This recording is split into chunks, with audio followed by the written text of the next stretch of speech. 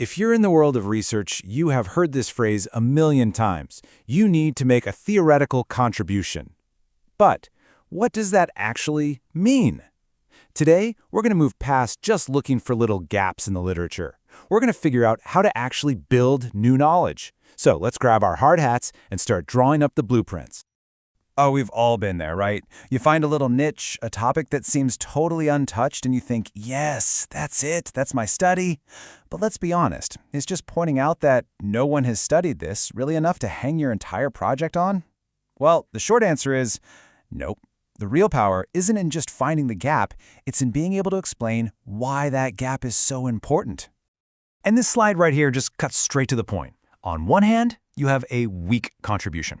This is what we call pure empiricism. It just points out a fact. Hey, look, X is related to Y. But a strong contribution. That does the real heavy lifting. It uses theory to explain the mechanics, the why and the how behind that relationship. And that explanation, well, that's the real engine of progress. So, this brings us right to the core of it all. A real, genuine contribution isn't just about observing what's happening. It's about building an explanation for it. It's that crucial shift from simply describing the what to really deeply understanding the why. And what if I told you that this whole seemingly massive idea of a theoretical contribution can really be broken down into just two essential parts? That's it. Two key ingredients are all you really need to focus on. So here they are, those two key ingredients as laid out by researchers Corley and Gioia: originality and utility. First, originality. Is your idea actually new, or at least a meaningful step forward? And second, utility. Is it useful? Does it give other researchers or people in the field real insights? An idea has to have both to truly make an impact. Okay, so how do we actually do this? Let's get practical. I want you to think of yourself not just as a researcher, but as an architect of knowledge. And every good architect needs a set of blueprints. So we're going to walk through 5 different blueprints you can pull out of your toolkit to build your contribution. All right, our very first blueprint is the most ambitious one, building an entirely new theory. This is like designing a skyscraper from the ground up, creating a brand new structure where absolutely nothing stood before.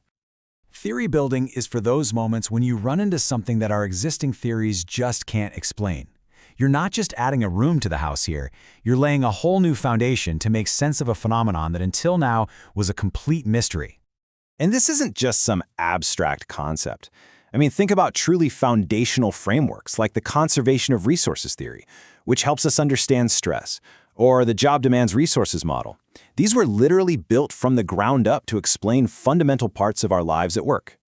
Okay, next up is blueprint number 2, extending an existing theory.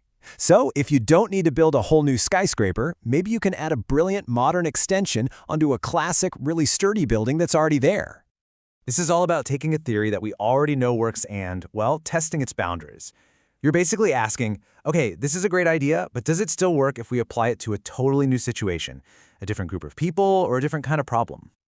And this is so relevant right now, isn't it? Like taking a classic motivation theory, like self-determination theory, and figuring out how it applies to people working from home.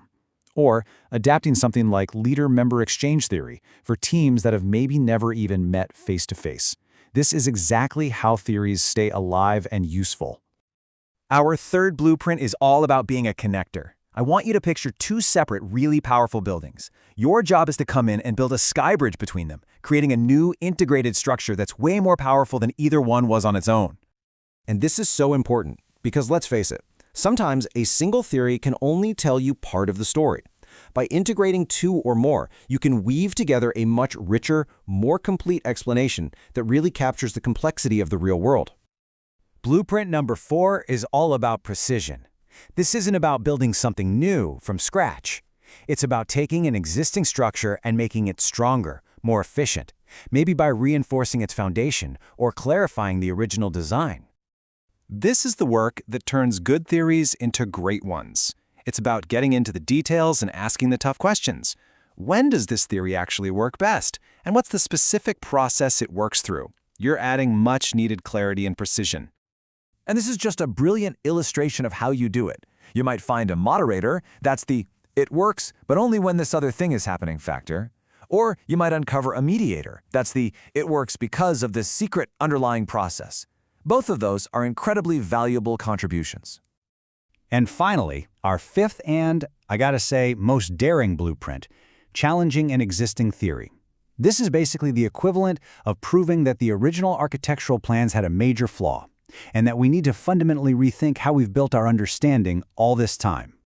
Now, this is absolutely essential work. It's about questioning the core assumptions we've all just taken for granted, showing exactly where our most trusted theories start to fall apart, and pushing the entire field to think about brand new alternatives.